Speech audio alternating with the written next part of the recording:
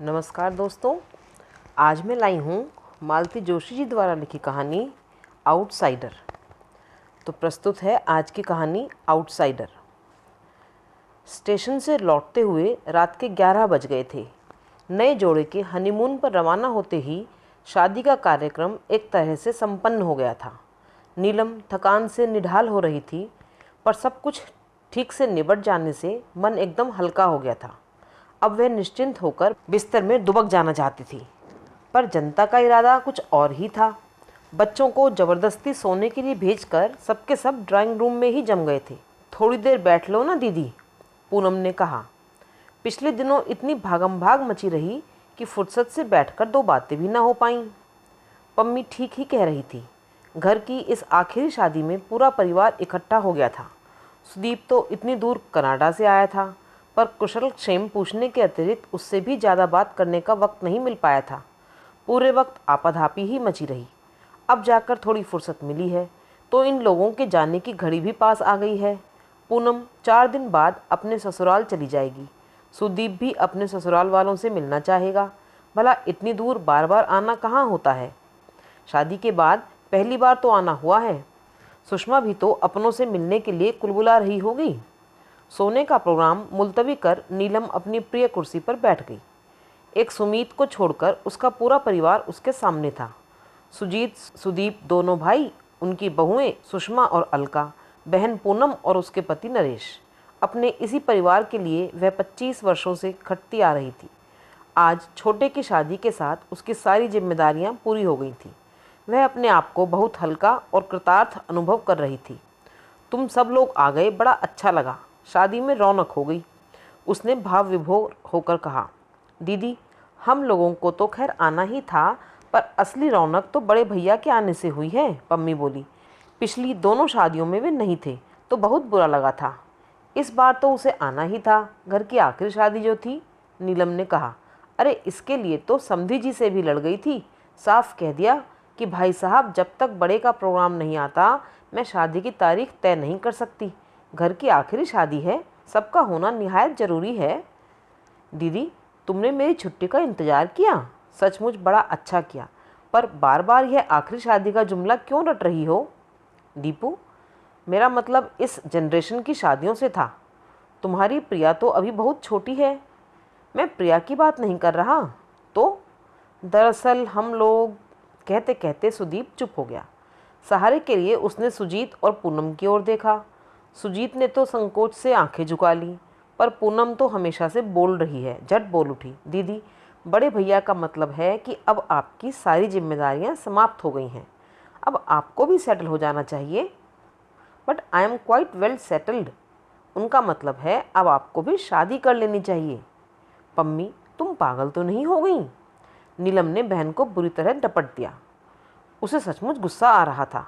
भला यह भी कोई बात हुई। सामने घर के दामाद बैठे हैं, बहुएं बैठी हैं, उनके सामने इस तरह की बचकानी बातें कहनी चाहिए भला। यह तो अच्छा हुआ जो सुमित और नेहा चले गए हैं, नहीं तो वह नई लड़की अपने मन में क्या सोचती। छी। अभी वह अपनी शर्म से उबर भी ना पाई थी कि नरेश बोल उठे। दीदी, पम्मी ठीक कह रही है। यह सिर्फ उसके या बड़े भैया के मन की बात नहीं है, हम सबकी यही इच्छा है। इस घर के लिए आपने इतना कुछ किया है, एक तरह से अपनी पूरी ज़िंदगी ही होम कर दी है। इसलिए सब चाहते हैं अब आप भी इत्मीनान की, आराम की ज़िंदगी बसर करें।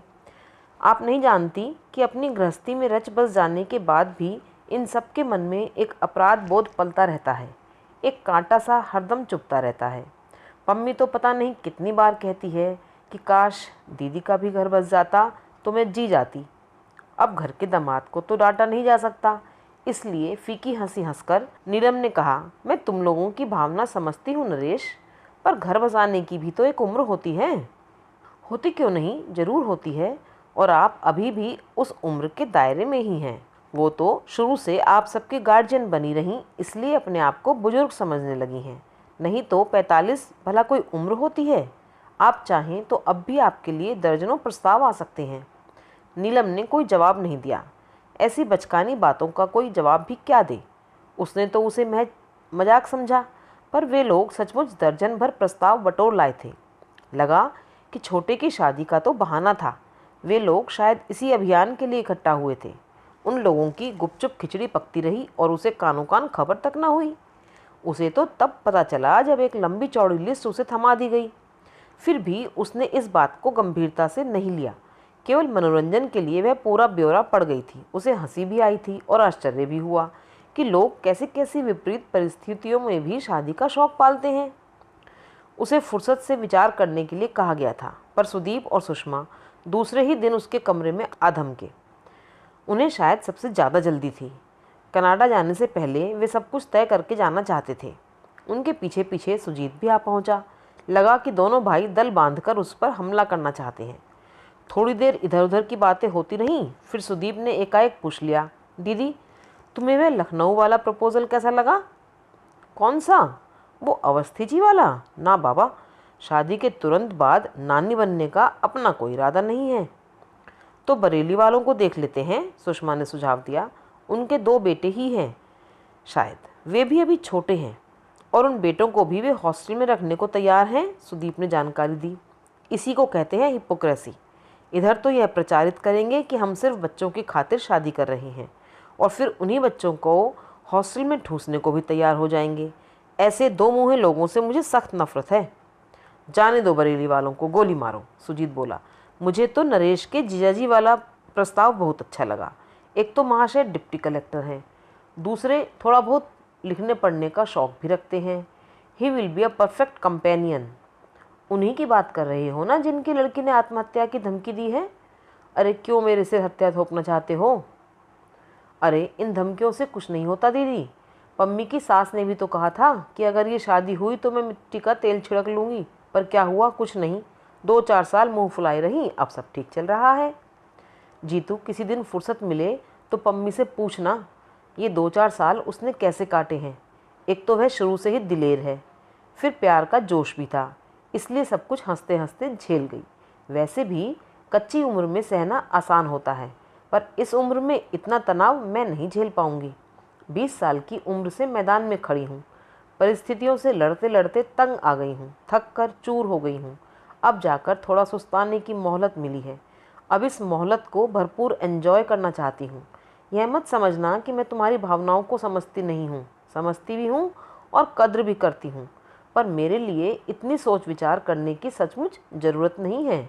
अब मैं सिर्फ शांति चाहती हूँ, शांति और आराम, बस, इससे ज़्यादा कुछ नहीं। Thanks all the same. तीनों अपना सा मुंह लिए उठ गए। कमरे से बाहर 2-4 कदम ही गए होंगे कि सुषमा बोल पड़ी, मुझे मालूम था वे मना कर देंगी। इतने दिनों तक इस घर में बॉसिंग करती रही हैं, ससुराल में धौंस डपट सहना उनके बस का थोड़ी ही है। क्या बात करती हो भाभी, अब इस उम्र में उनसे धौंस डपट कौन करेगा? क्या औरों की ना सही पति की तो सहनी पड़ेगी, उसकी जी हजूरी तो करनी पड़ेगी। अनचाहे ही सारी बात नीलम के कानों से टकरा गई। उसने सोचा सुषमा ठीक ही कह रही है। इतने दिनों तक इस घर में एक छत्र शासन करने के बाद अब वह किसी का शासन स्वीकार नहीं कर पाएगी। शादी के इस पहलू पर तो उसने सोचा ही नहीं था। अच्छा ही हुआ जो यह किस्सा शुरू होने से पहले ही उसने ख़त्म कर दिया। पर कहाँ, 24 घंटे भी नहीं बीते थे और पूनम ने उसे घेर लिया। उसने तो प्रस्तावना में समय भी बर्बाद नहीं किया, सीधे ही शुरू हो गई। भैया भाभी बता रहे थे तुमने शादी से साफ इनकार कर दिया। तो और क्या करती? तुम लोगों को पागलपन का दौरा पड़ा है तो क्या हुआ, मेरा दिमाग तो अभी साबुत है। पम्मी कुछ क्षण चुप रही, फिर धीरे से बोली, तुम हमेशा अपने ही ढंग से सोचती हो, कभी औरों की दृष्टि से भी सोचा करो। क्या मतलब? तुम नहीं जानती इन लोगों के मन पर, खासकर सुजीत और अलका के मन पर कैसा भार सा बना रहता है। अलका कहती है हम तो जिंदगी को कभी ठीक से एंजॉय नहीं कर पाते। एक अनब्याही नंद का साया हमेशा हमारी खुशियों पर मंडराता रहता है। सो सैड, नीलम ने हंसकर कहा। भाई अपनी अलका रानी को समझा देना कि मेरे लिए इतना परेशान होने की ज़रूरत नहीं है। मैंने ज़िंदगी की किताब से वे पेज बहुत पहले फाड़ कर फेंक दिए थे जिन पर शादी की इबारत लिखी हुई थी।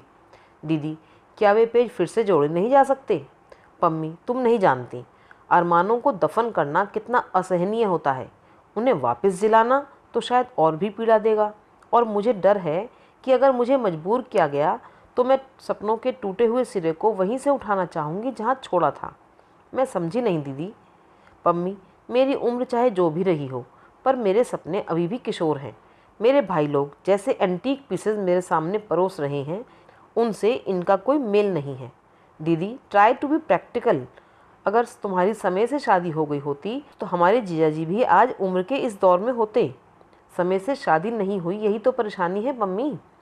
पति पत्नी साथ साथ बुढ़ाते हैं तो कोई फ़र्क नहीं पड़ता। इस लंबी यात्रा में इतनी सारी चीज़ें ज़िंदगी से जुड़ जाती हैं कि उम्र का एहसास पीछे छूट जाता है। तुम्हारी बातें तो मेरी समझ से बाहर होती जा रही हैं, तो समझने की कोई ज़रूरत भी नहीं है। इसे एक मजाक समझकर भूल जाओ। मैंने भी तो तुम्हारे प्रस्तावों को मजाक से ज़्यादा कुछ नहीं समझा। दरअसल अब शादी की बात ही मन से उतर गई है। तुम लोगों ने ये विचार फिर से जगा दिया है तो सोचूंगी। कोई सही आदमी मिला तो बता भी दूंगी, पर अब इस उम्र में मैं कोई रिश्ता ज़बरदस्ती नहीं ओढ़ सकती। सॉरी।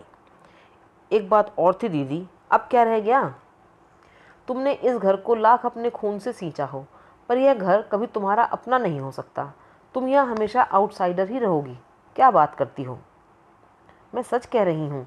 अभी तो तुम्हारे पास अपनी नौकरी है, इसलिए कोई फ़र्क नहीं पड़ता, पर कल को जब रिटायर हो जाओगी तो तुम्हारी हैसियत इस घर में एक फालतू सामान की सी रह जाएगी। तब तुम्हें मेरी बात याद आएगी। नीलम कहने को हुई कि जिस दिन ऐसा होगा मैं तुम्हारे यहाँ चली आऊँगी, पर नहीं कहा। यह प्रस्ताव तो पूनम को खुद देना चाहिए था। नहीं दिया तो बुरा भी लगा, पर चुप लगा गई। अब इससे क्या कहे? वह बेचारी तो खुद ससुराल के आतंक से त्रस्त है। कहना होगा तो सुदीप से कहेगी। खुद तो इंजीनियर बनते ही शादी कर ली और विदेश चला गया, दोबारा पलट कर भी नहीं देखा। तब का गया अब आया है। वहाँ बैठकर दीदी का ख्याल नहीं आया। अब जब सारी जिम्मेदारियाँ खत्म हो गई हैं तो दीदी की शादी का शौक सवार हुआ है। लेकिन सुदीप से भी वह कुछ नहीं कहेगी। अपने भाई बहनों पर उसकी अपार ममता है। शिकायत कभी अगर थी तो वह अम्मा से थी। माँ होकर भी उन्होंने बहुत पक्षपात किया।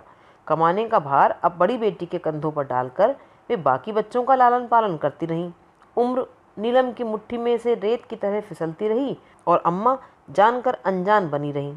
पिता की आकस्मिक मृत्यु के बाद जब उसने घर की बागडोर संभाली थी, तब यह नहीं सोचा था कि अब यही उसकी नियति होगी। मन में एक क्षीण आशा थी कि कल को भाई जब किसी लायक हो जाएंगे तो वह अपनी ज़िंदगी जी सकेगी, पर वह आशा दुराशा ही साबित हुई। दीपू के इंजीनियर होते ही उसके लिए रिश्ते आने लगे। अम्मा एकाएक बहू का चेहरा देखने के लिए व्यग्र हो उठी।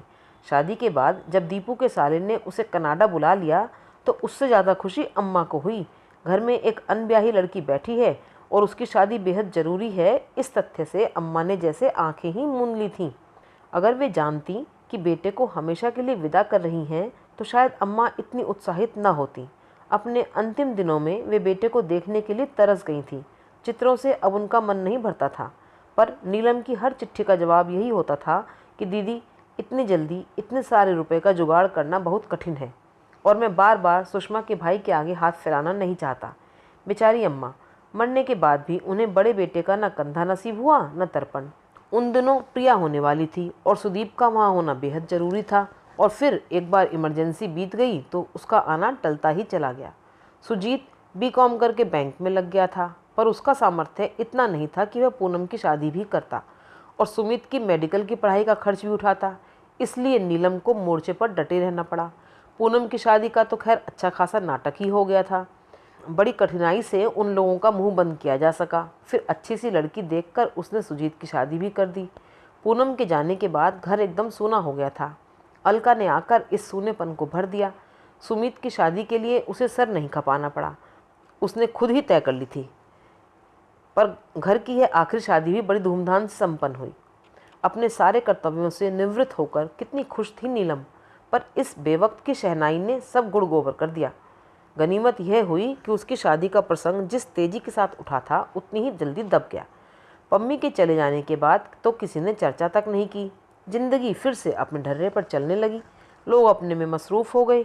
सुमीत और नेहा गोवा से लौट आए थे और अब सुदीप का सामान बन रहा था। उसने शादी के लिए 15 दिन की छुट्टी ले रखी थी, पर उसका मन हुआ कुछ दिन और बढ़ा ले ताकि ज़्यादा से ज़्यादा समय दीपू के साथ बिता सके। उस दिन ज्वाइन करने के लिए कॉलेज गई तो साथ में एक एप्लीकेशन भी लेती गई। प्रिंसिपल मैडम ने उस एप्लीकेशन की ओर देखा भी नहीं। बोली, आज तुम नहीं आती तो घर पर संदेशा भेजने वाली थी। क्यों, कोई ज़रूरी काम था? हाँ, ट्रांसफ़र ऑर्डर आया है। ट्रांसफ़र और प्रमोशन एक साथ। प्रिंसिपल बनकर जा रही हो? कहाँ? खैर, जगह तो बहुत दूर बस्तर में है, पर सुनते हैं बड़ी शांत जगह है। कॉलेज भी नया नया है, ज़्यादा समस्याएं भी नहीं होंगी। लेकिन मैडम। अरे भाई, अब क्या परेशानी है? अब तो तुम्हारी सारी जवाबदारियां खत्म हो गई हैं और भगवान की दया से you are a free bird now.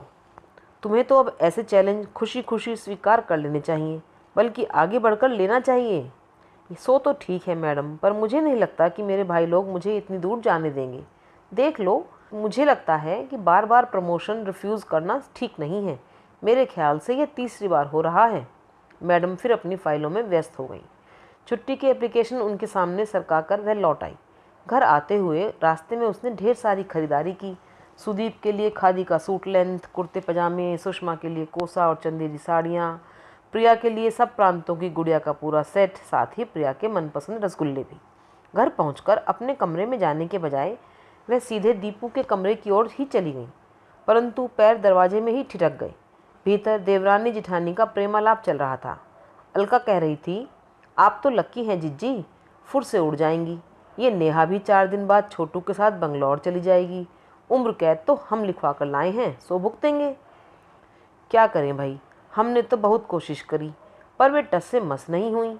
अब यही समझ लो कि वे हमारी ननद नहीं, सास हैं, और उन्हें हमेशा हमारे साथ ही रहना है। नीलम तो जैसे काठ हो आई। उसे अपने कानों पर विश्वास ही नहीं हुआ। उसके आगे पीछे डोलने वाली, उससे मिस्री घुले स्वर में बात करने वाली अलका उससे क्या सचमुच इतना ऊब गई है कि उसका साथ उसे उम्र कैद सा लगने लगा है? और अलका को उस कैद से रिहाई दिलाने के लिए ही शायद उसकी शादी का प्रपंच रचा जा रहा है। वाह! इसके बाद वहाँ खड़े रहना या उन लोगों से सामना करना उसके लिए संभव नहीं हुआ। वह दबे पांव कमरे में लौट आई। इतनी देर तक हाथ में थामा हुआ सारा सामान उसने पलंग पर पटक दिया। अब उसे एहसास हुआ कि उसके हाथ दर्द कर रहे थे, पर यह बोझ तो कुछ भी नहीं था। इससे 10 गुना बोझ तो उसके मन पर था। उसे वह कहाँ खाली करती? उस दर्द से निजात पाना क्या संभव था? रात खाने की मेज पर रसगुल्लों का एक बड़ा सा डोंगा सजा हुआ था। उसने शाही अंदाज में ऐलान किया, ये मेरे प्रमोशन की मिठाई है, प्रिंसिपल बनकर जा रही हूँ। अरे वाह! कहाँ? जगह तो खैर बहुत दूर बस्तर में है। आजकल हर कहीं तो कॉलेज खुल गए हैं, पर सुनते हैं बड़ी शांत जगह है। मुझे तो इस समय सबसे ज़्यादा शांति की ही ज़रूरत है। इस आपाधापी से तंग आ गई हूँ। फिर बार बार प्रमोशन ठुकराना अच्छा भी नहीं लगता। पहले तो खैर मजबूरी थी, अब तो कोई बहाना भी नहीं रहा। इस बात पर सभी एकमत थे। रात बिस्तर में लेटी हुई वह दिन भर की घटनाओं का मन ही मन जायजा ले रही थी। दोपहर में उसने प्रिंसिपल मैडम से कितने दर्द के साथ कहा था, मैडम, मेरे भाई लोग मुझे इतनी दूर नहीं जाने देंगे। पर कहाँ? किसी ने भी तो प्रतिवाद नहीं किया। पम्मी ठीक ही कह रही थी, बल्कि उसने तो रिटायरमेंट के बाद की बात कही थी। पर नीलम को लग रहा था कि घर में उसकी हैसियत अभी से किसी फालतू सामान की सी हो गई है। अभी आप सुन रहे थे मालती जोशी जी की कहानी आउटसाइडर।